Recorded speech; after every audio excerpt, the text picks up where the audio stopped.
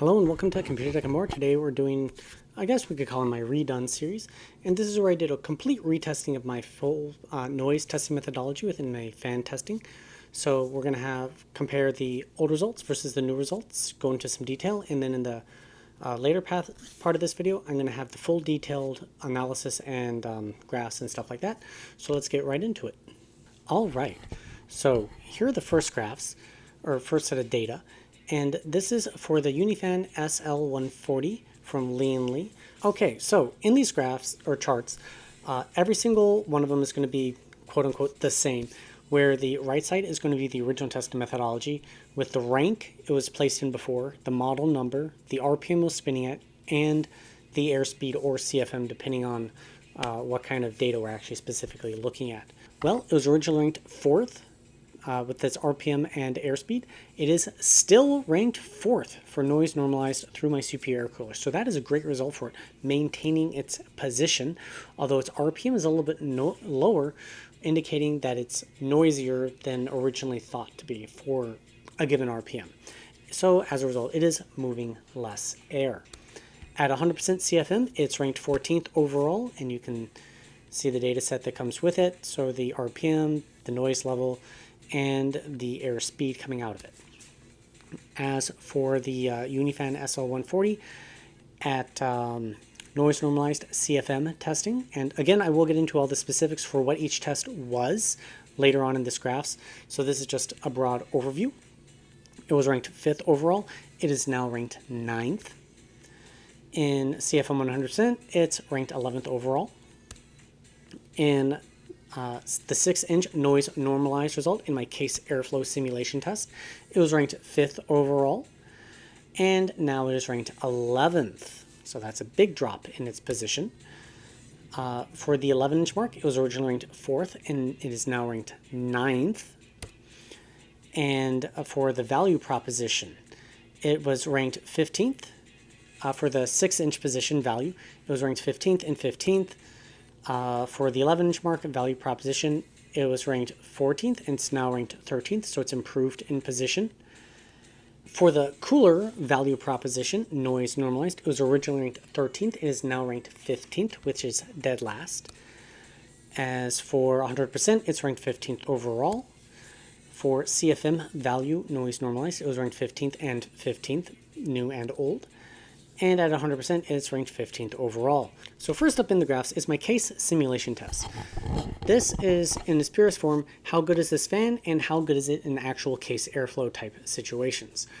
So one of the first ways of taking a look at this data is how good is this fan at blowing air front to back inside a computer case. And so my case simulation test, I take data points at 6 inches, 9 inches, 11 inches, and 14.5 inches. And those are representative of small form factor cases that still are front to back airflow. They're not as tightly compact as some other ones on the market. For the super compact ones, I would actually refer you to take a look at the CFM data and the data for how the fans does on a cooler, because in ultra tight cases, it's more of a pressure application. So the 6-inch mark is either a small form factor that still is relatively open, that's front to back airflow, or like the Fractal Design Torrent has the bottom bay case fans that blow air directly into the GPU. That would also be a good case for that short throw distance of 6 inches. The 9-inch mark is representative of a compact tower. The 11-inch mark would be very representative of a compact or a mid-sized tower. Something like the Meshify C, Meshify 2C, the 11-inch mark. The 14.5-inch mark is representative of large cases. So the Fractal Design Torrent, if you're going to use these fans in the front and the front of the case to blow air to the back, that would be a good use case scenario for that 14.5-inch mark. And these different lines represent 20, 40, 60, 80, and 100% PWM fan signaling. As you will see from the UniFan, that there was basically no RPM difference between 20 and 40% PWM fan signals. But the fan isn't noisy altogether, so it's not that much of a downer, but it's kind of silly to have that in there, in my opinion. And there's the graphs. All right, so how does this fan do overall? Well, I have my control fan right here in this teal color, and it is based 3 parts off the A12X25 to 1 part of the Noctua A14. Just 2 fans that I considered good in their respective categories when I first started doing reviews, and Noctua is well renowned for their fans, so I felt it was a good logical choice. So fans you want to see outperforming my control fan to be considered a good fan. The more it outperforms my control fan, the better the fan it is. But just because the fan is under my control fan doesn't mean it's terrible. It just means that it's underperforming what I would consider the best, but it could still be okay for your particular use application. So right away we see the UniFan is underperforming at the 6, 9, and 11 inch marks, but by 14.5 inches, it's very close in performance to my control fan, indicating that it would be actually pretty reasonable in larger cases, but in smaller cases, it just doesn't push enough air.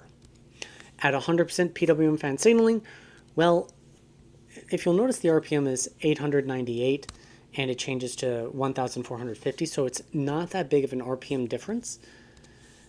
And it kind of shows it doesn't gain that much more airspeed, but once again, it shows a overall pretty good blade design, the fact that it is able to maintain itself. So not lose too much airspeed compared to, let's say, my control, which has a pretty steep drop-off overall. But how does it compare against other fans? Well, this is a small sampling selection of mostly other 140mm class fans, and I included the A12X25 pure fan, so it's not blended with my control fan. And right here in this red line I'm highlighting with my mouse cursor is the A12X25 sitting at the top of the graph in noise normalized results. Anyways, you can see that the UniFan is actually kind of bottom middle of the pack, but a lot of the fans that it's similar to at the 6 inch mark drop away while it sort of maintains itself. So right here we have the UniFan SL140, and it is technically bottom middle, but I wouldn't consider it a terrible result, but it's not great.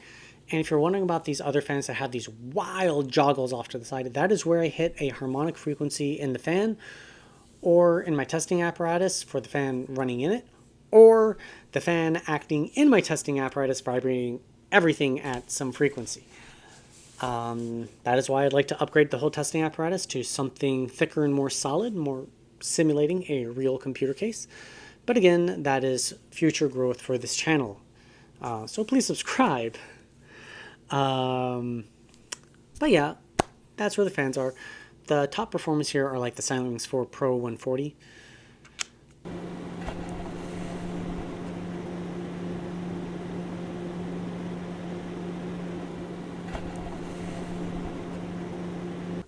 So up now, I have the RGB lights lit up. You have to excuse that the SL140 version 2 is not spinning. I ran out of fan headers. But over here in the white, we have the UniFan SL140 original. So we're going to be taking a quick look at the RGB and how they look compared to each other. Let's put it on rainbow mode. I would say these two fans look effectively very similar for their overall RGB appearance.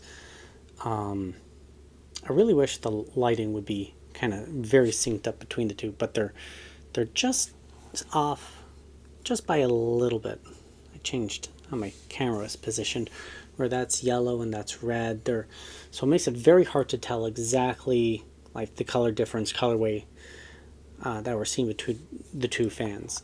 But visually, if I get that a little bit of a manual spin, very similar looking. Both are excellent looking fans in a computer case. So if you are looking for a looks first, performance second fan, I don't think you could go wrong. It's not my favorite looking Lian-Li fan, but it's certainly great in appearance. I do have another video on the UniFan SL140, either posted before this or around this or after this. So be on the lookout for that one if you're really interested in seeing that one. One of the big problems that I talked about before is how thick the struts are. That's something that they solved partially on the version 2, which I'm going to bring over now. So in version 2, they thinned these struts out and made them more aerodynamic so that the airflow can flow past it faster. They also improved the visual appearance of the cabling strut. From the front, other than that, they're basically identical. From the front, Visually near on identical. It's got the same metal cover. The edges of it still slope into the side. Let me reposition this so I have them positioned the same way. So overall very similar. Alrighty then. The next set of graphs is for the CPU air cooler. My cooler is the Noctua U12A, and before you start haggling me, yes, I know that's 120 millimeter class heatsink, but for the use case for my testing, it actually doesn't matter that much because I just slap the fan up to it and I'm measuring the air speed coming out the back.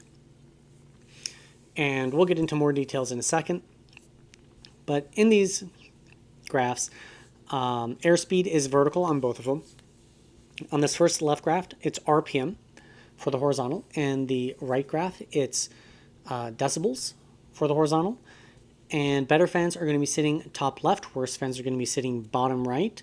And what are we actually taking a look at on these graphs? Well, the first one on the left is airspeed versus RPM. So this is a blade efficiency graph. It's how much air can this blade design move at its RPM. So you actually want a fan that has as low an RPM as possible to move as much air as possible. That would indicate the absolute best blade design out there for all intents and purposes. Because in theory, that means you're going to get less motor noise and less wind noise around the blades. On the right graph here, we have air speed versus decibels. And this is how efficient it is at moving a quantity of air for a given noise value. And again, you want that to be as low as possible. You want this horizontal to be as low as possible. If it could be a vertically straight line, that would be pretty much ideal. You just can go up and down airspeed and no change in noise. That never happens. So what do we actually see with this fan? Well, on the left graph here, we do see it matches my control fan pretty well and then actually beats it out in terms of RPM for how much air it pushes, indicating that it's a good blade design at pushing air. But once we take a look at the noise results, we quickly see that there was a sacrifice that was made for this blade design, and that is in the noise category. It is relatively noisy for how much air it's pushing. But how does it compare against other fans? A Hurricane 140. For my noise normalized value, it's getting 0.7 meters per second of airflow. If you upgrade to the UniFan SL140, for that same noise value, you're now moving 1.1 meters per second of airflow. So where does that lead us? Well, in noise normalized results, the UniFan SL140 is ranked towards the top of the graphs. It's actually performing really quite well. And as a reminder, my anemometer is accurate to within plus or minus 0.1 meters per second, which means the fans around it should be function equivalent.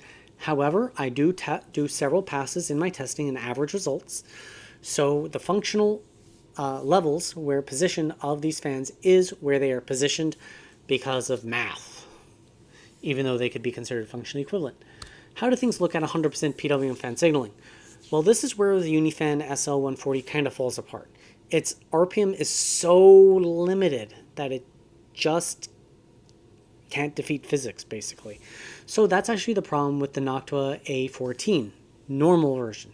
Its RPM is so limited that it just can't overcome a lot. Mind, both these two fans aren't particularly noisy for their air speed overall, but RPM matters, and the NF-A14 IPC 3000 just kicks everybody else out of the water. So I wouldn't recommend the UniFan as actual CPU cooler like I just was previously saying, but it gives you like starting points to be able to compare things. And the next one is cooler airspeed versus decibels. So this is how noisy it is at every given airspeed. And we do see that the UniFan is actually in the middle of the pack here. It moves a solid amount of air for its given noise value compared to other fans, but it fits squarely in the middle of the pack. And then its biggest downside is the fact that it just doesn't have the same sort of top end as other fans. So like the Mobius 140p just defeats it. It has a higher top end air speed. The the A12X25 higher top airspeed. Actually, it's quieter for those given airspeeds than the UniFan. Next up, we are in CFM testing. So that's cubic feet per minute. But we have the CFM data, so might as well talk about it. So the same as the air cooler, we have airspeed, except this time in CFM versus RPM, and airspeed versus decibels. How does the fan perform? Sorry, I'm pausing there because I'm laughing at myself. It looks like in terms of its air blade design efficiency, it's doing really well. It's matching up against my control fan. And in the noise values, it's once again matching up against my control fan very, very closely. And this is in pretty well stark contrast to how we saw it performing in the other graphs. How does it actually compare against other fans? Well, CFM for my testing, I actually need a longer tube so that it can be more accurate. I think I get back pressure in it because my anemometer is sitting so close at the end of the tube, and the tube is only like 4 inches long. So this is just what I'm able to generate right now, and I would like to do future growth. But that causes back pressure, so it's not true CFM, it's quasi pressure application. And 120s and 140s use different testing apparatus sizes. Anyways, the UniFan is kind of middle of the pack, moving up to 100% PWM fan signaling. It's bottom middle.